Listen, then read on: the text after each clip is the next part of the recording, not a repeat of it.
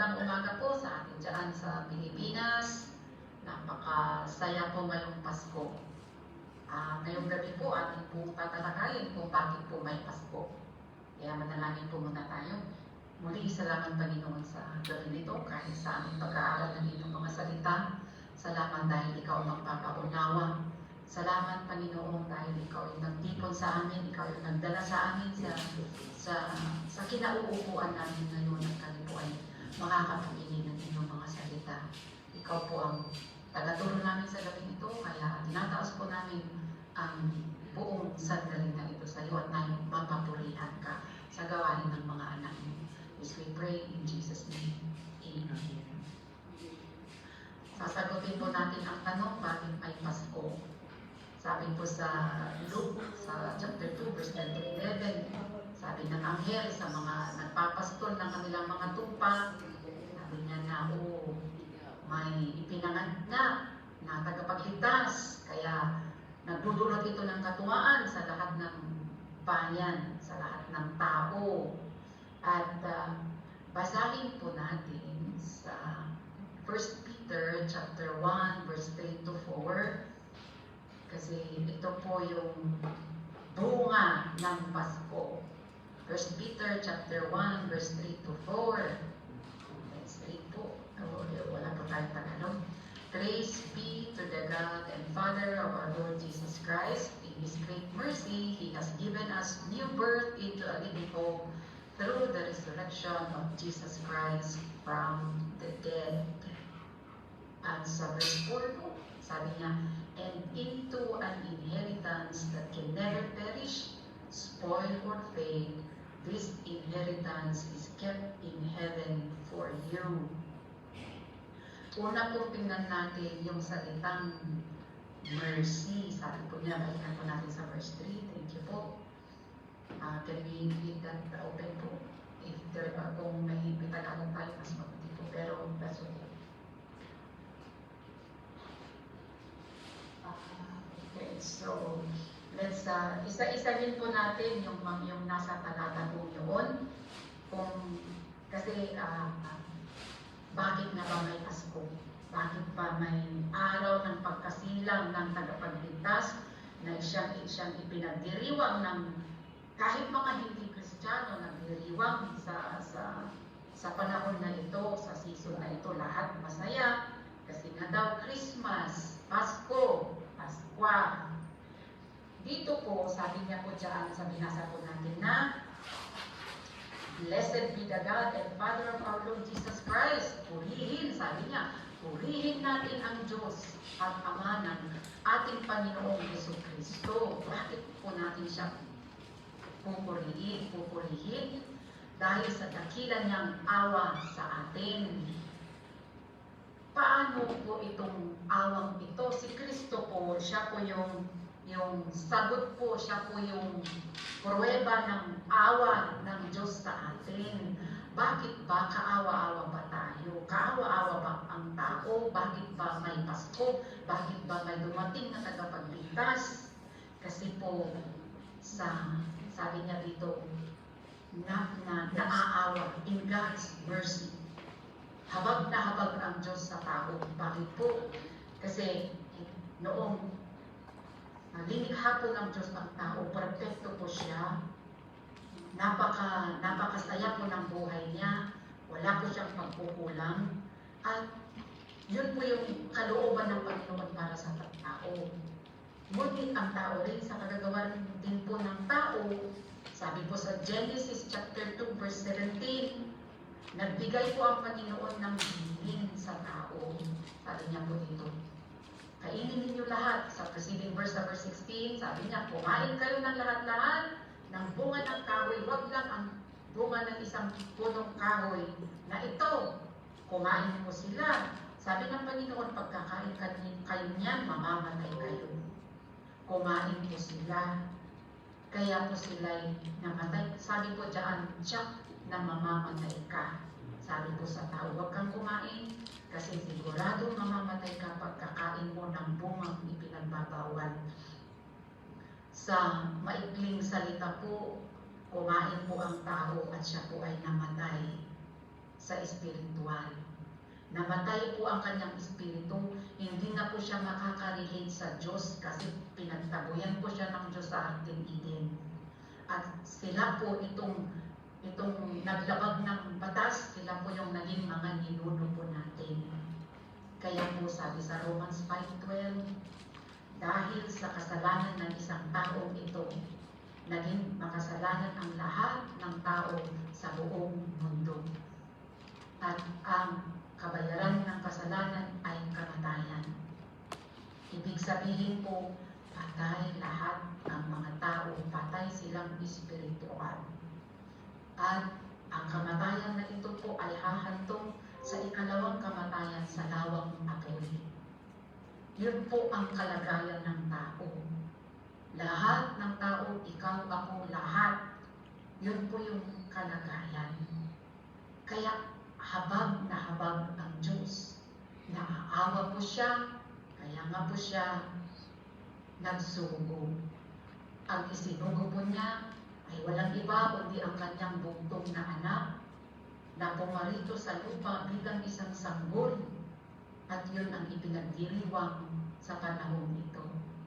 Birthday ni Kristo, sabi nila. Hindi natin alam, totoo nga ba na December 25? It doesn't matter. Ang importante, ang mahalaga, pumarito ang tagapagligtas. At sa verse po natin sa 1 Peter chapter 1 verse 3, sabi niya, sa awa niya, maganda pong tingnan natin siya para sabi niya, in His mercy, let's go there. Kasi ang pag-asa na nagagaling sa kaawaan ng ginawa ng Diyos ay may proseso. Diyan, sabi niya po dito, ipinanganak tayong muli sa pamamagitan ng muling pagkabuhay ni Jesucristo. Merong proseso pala. Paano po natin maaangkin ang awa ng Diyos na yan upang magkakaroon tayo ng kagalakan na sinabi ng anghel na sabi niya, ipinanganak ang tagapagligtas, magbibigay ng kagalakan sa buong bayan. Pero hindi po pangkalahatan. Ito lamang po ay sa mga maipapanganak na muli, sa mga maniniwala, sa mga tatanggap. Yung pangkalahatan po, for all the world, para po sa lahat. Pero, hindi po ipinagpipilit ang mga tatanggap lamang. Ang Savior po na ito sa Pasko na ipinagdiriwang, ang kalayaan, ang kaligtasan ay para sa lahat. Ang masakla po ang nakakalungkot, hindi lahat tumatanggap. Hindi tinatanggap pero nagdiriwang ng Pasko. Yun po yung ayaw natin na ganun tayo. Gusto po natin tunay na aangkinin natin ang purpose ng Paskong ito, ang kaligtasan, ang kalayaan ng tao mula sa kasalanan na nagdulot ng kamatayan. Kaya buhay ang dulot ng Paskong ito. Pero sabi natin hindi pangkalahatan. Sa mga ipinanganak muli lamang. Sabi ni Kristo sa John chapter 3 verse 3, sabi niya, unless a man be born again, he shall not see the kingdom of God. Kaya kahit pumarito ang kaharian ng Panginoon sa pamamagitan ni Kristo, dahil naipanganak nga ang tagapagligtas, ang makakakita lamang ng kaharian na yan ay ang maipapanganak na muli or yung magbabagong buhay. Paano ba tayo magbagong buhay? Hindi po natin kayang paguhin ang ating mga buhay. Our end, ang pwede natin gawin, paniwalaan si Kristo na ipinanganak na tagapagligtas. Pumunta sa siyang krus, namatay, ipinago ang lahat ng kasalanan ng mundo. Siya ay nalibing at siya ay bumangon pag-uli. He has risen from the dead. Kasi sa verse natin, sa 1 Peter chapter 1, verse 3 to 4, sabi niya, through His resurrection, hindi po hindi po nanatili sa isang sabsaban, na isang sanggol. Nagtapos po siya sa kanyang pagkabuhay maguli upang pabigyan na tayo ng buhay na walang hanggan. Ito ang kaharian ng Diyos na dala ng Pasko dahil pinanganak ang hari na tagapagligtas. Ang gagawin natin, paniwalaan, tanggapin sa buhay, at kung parang napakasimple, no? Ang gagawin natin, paniwalaan natin, tanggapin natin itong ginawa ni Kristo para sa atin, magmula ng Pasko at tumuntong sa kanyang pagkabuhay muli. Paniwalaan ng buong puso, taos-puso, tanggapin si Kristo. Kasi ang pagkapanganak ng muli ay kagagawan ng Diyos. Let's read that in John chapter 1, verse 12 to 13. Hindi po natin kayang baguhin ang sarili natin. Hindi po natin kayang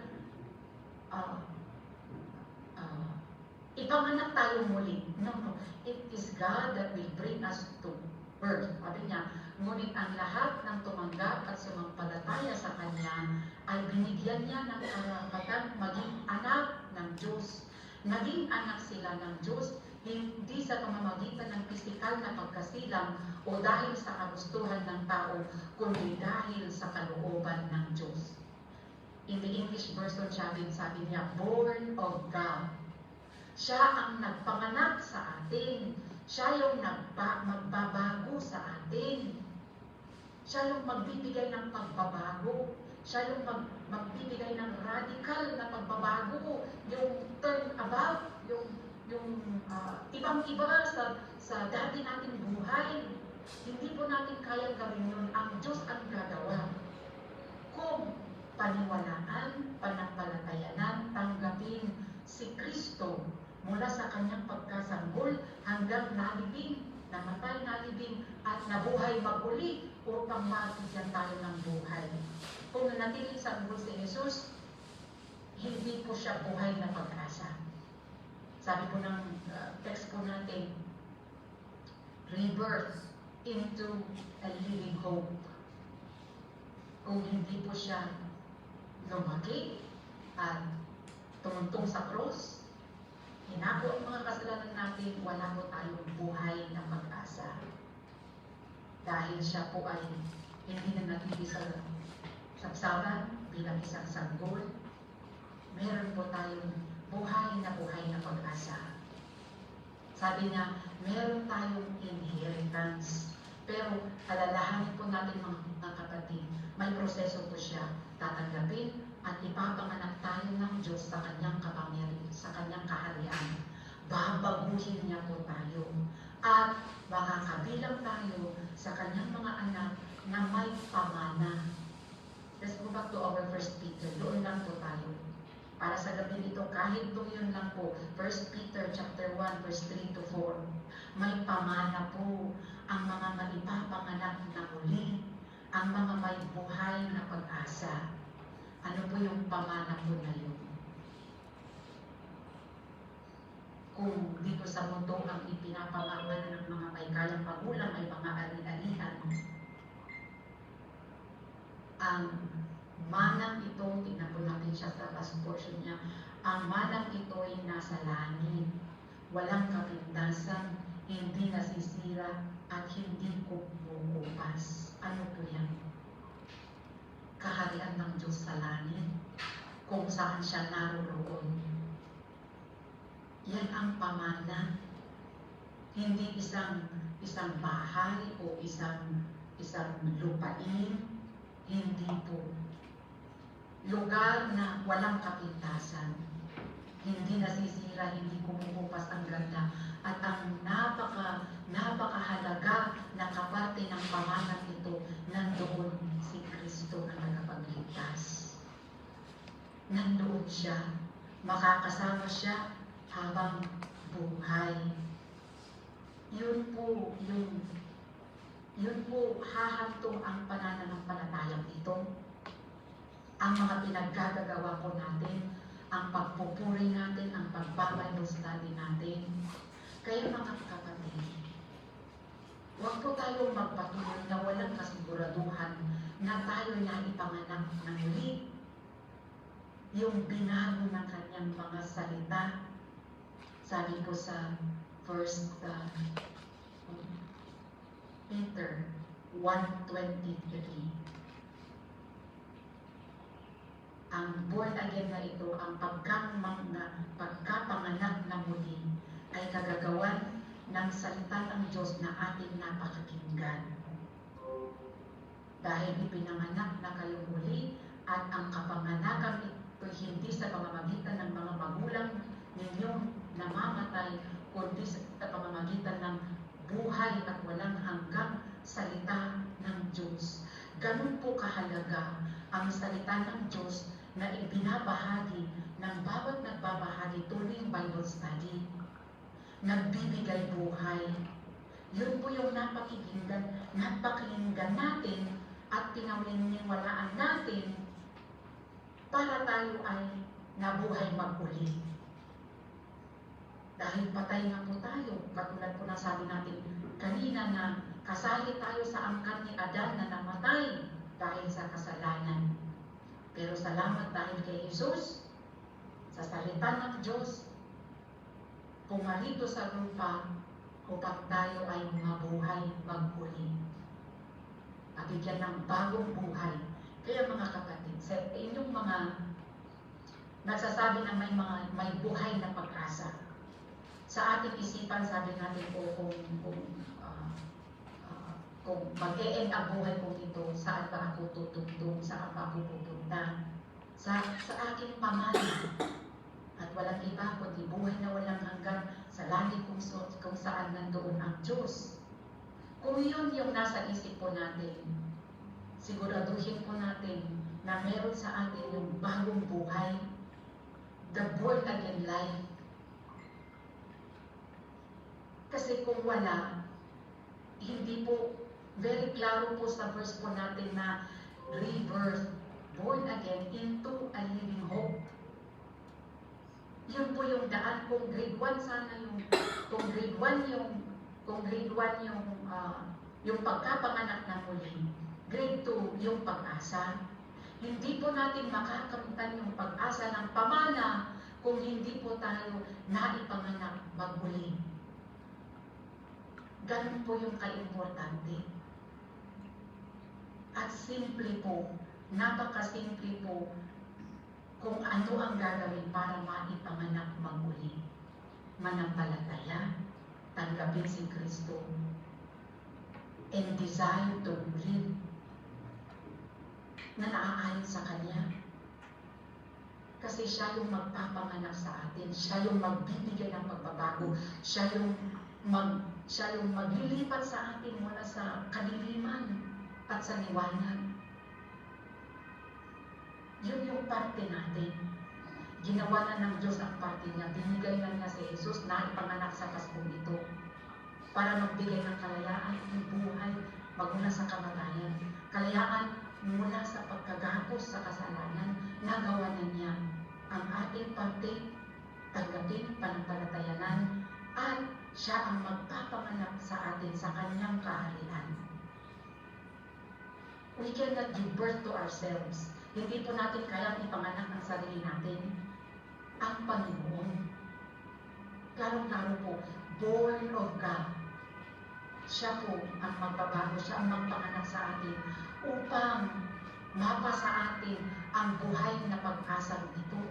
Pag-asa ng buhay na walang hanggan.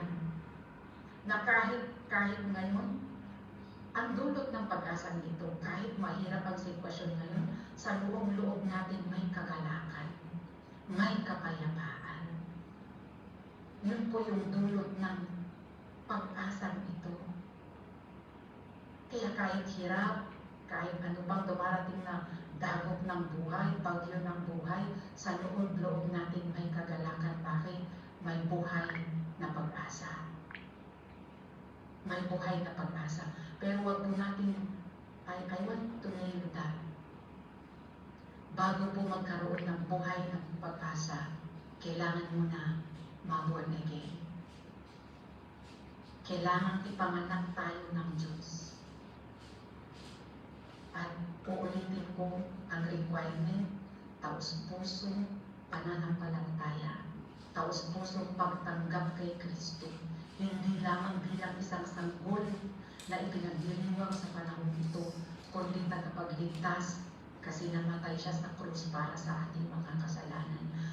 Kung yun po tayo, magdiriwang po tayo ng totoong pagdiriwang sa Paskong ito. Kaya kung tayo ay magdiriwang tayo sa pamamagitan ng pagpupuri, hindi sa pamamagitan ng alak, hindi sa pamamagitan ng wine na party, hindi ganun. Kaya kahit walang masarap na pagkain sa lamesa, kung tayo yung lumaya, kung tayo yung nabuhay maguli, kung tayo yung naipanganak sa kaharian ng Diyos, magdiriwang tayo. Sa Pasko, naaalala natin, it's the birth of hope. Sabi nila, hope dahil ang tagapagligtas ipinanganak. Ipinanganak ang tagapagligtas natin sa Pasko, araw ng Pasko.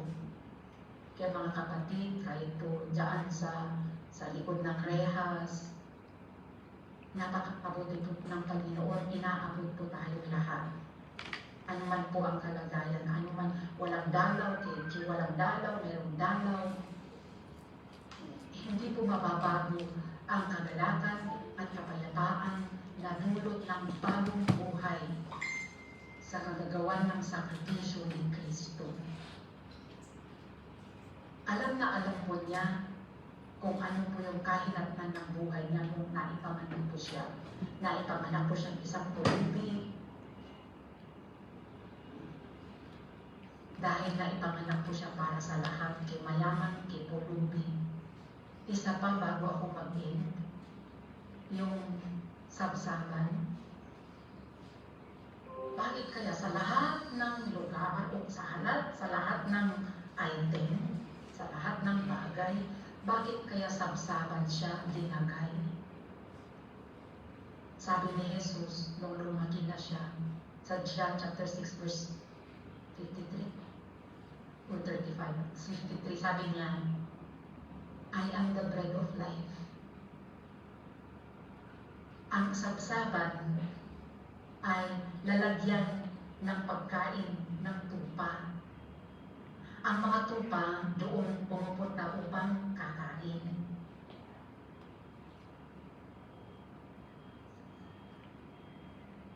Sinabi ni Jesus sa kanila, sinasabi ko sa inyo, ang totoo, malibang kainin ninyo ang katawan ng anak ng tao at inumin ang kanyang dugo, hindi kayo magkakaroon ng buhay na walang hanggan. In English version sabi niya, I am the bread of life. Siya ang tinapay ng buhay. Yung sabsaban na yun, nangungusap. Ang lahat ng gustong kumain, pupunta sa sabsaban. Pagkain po si Jesus. Siya ang tinapay ng buhay. Tinapay siya ng buhay. At para po sa lahat. Kaya nandun siya, parang nakakaba-aba, nakakaawa. Pero hindi po siya po ang mahal ng mahal, Panginoon ng mga Panginoon. Nandun siya sa sabsaban dahil siya ay pagkain. Siya ang tinapay ng buhay. Doon tumutugtog ang mga tupa upang kumain. So, Merry Christmas po. Patuloy po tayo. Kung tayo po yung mga nabago, kung tayo po yung mga nalipat mula sa kaharian ng kadiliman, at nalipat po tayo sa liwanag, tayo po yung napalaya, tayo po yung naligtas, tayo po yung magpupuri sa gabing ito, sa araw na ito, at patuloy na kumain mula sa sabsaban. Dahil siya ang tinapay ng buhay. Sa mga hindi pa po nakakatanggap kay Kristo, huwag po natin palampasin ang Paskong ito. Na hindi siya akuin sa buhay. Napakasimple ng gagawin natin, pero napakalaki ang gagawin ng Diyos. Natugon sa ating pagtugon sa Kanya. Ipapanganyak ng He will give birth to us. Ipapanganak niya tayo muli sa Espiritu. And we will have a new life, bagong buhay. Hindi natin namamalayan, sabi ni Juan, sabi niya sa John chapter 3 verse 5 na hindi alam kung saan nanggaling, may pagbabago na lang sa buhay natin. Hindi natin alam, ayaw na natin ginagawa yung dati natin gawin. Saan yung nanggaling? Sa pagiging bago natin, sa pagkapanganak natin muli. Kaya mga kapatid, muli-muli, huwag po natin i-deceive ang sarili natin na may buhay tayong pag-asa kung hindi tayo na-born again. So let's be born again. Tanggapin, panampalatayanan, kasi siya yung magpo-born again sa atin. It's not on it's nobody's effort. It's God's doing.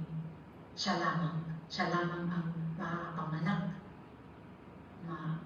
magbabago sa atin. Amen po ba? That's, I believe that's all. Para po lubos-lubos po yung pagdiriwang po natin sa Paskong ito. Tayo po ay manalangin. Hallelujah. Salamat muli, Ama, sa galing nito sa pagtatapos ng pagbabahagi ng inyong salita. At salamat dahil muli namin naalala ang napakalaki mong pag-ibig, napakalaki mong habag na ikaw ay Diyos at you are living in luxury, you are living in pleasure. Napakaganda ng buhay mo, Jesus, sa langit mo, paghihin mo, pumunta sa lupa, maipanganak sa kaawa-awang sitwasyon para kami bigyan ng pag-asa. Sa aming pagdinig po sa inyong salita, nawa ang Panginoon ay wala ni isa sa amin dito na hindi tatanggap sa iyo. Salamat sa mga tumanggap at sa mga hindi pa tumanggap sa iyo. Panginoon, sa sandaling ito, gawan mo po ng paraan na makatanggap ang lahat upang sa pagdiriwang ng Pasko ito, magdiriwang po kami ng totohanan. Lubos-lubusan itong pagdiriwang dahil kami yung niligtas. Kami yung nakalaya mula sa gapos ng kasalanan. Kami yung nabuhay na magmuli mula sa kamatayan. Kaya dalangin po namin, Panginoon, na Lord, let fullness of salvation come tonight sa buhay ng bawat isa. Kahit sa mga katabiran namin na nasa likod ng rehas, Panginoon, salamat dahil inabot mo sila at patuloy mo silang aabutin. Seal your words, Lord, even sa mga puso namin na nakapakinig sa gabing ito. In Jesus' name we pray.